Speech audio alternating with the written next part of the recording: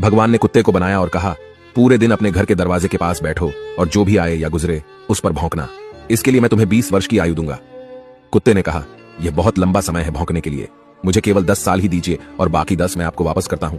भगवान मान गए।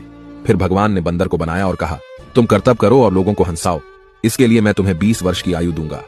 बंदर ने कहा, 20 वर्षों तक कर्तव्य करना, क्या मैं 10 वर्ष वापस कर दूं जैसे कुत्ते ने किए? भगवान मान गए।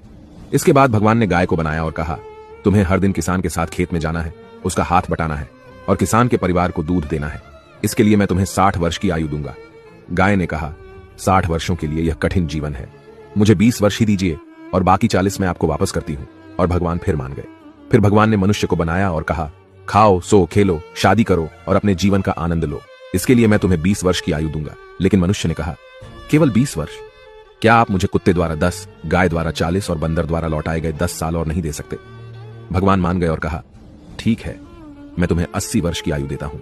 इसलिए हम पहले 20 वर्ष में खाते, सोते, खेलते और आनंद लेते हैं। अगले 40 वर्षों में हम अपने परिवार को सपोर्ट करने के लिए सूरज में मेहनत करते हैं।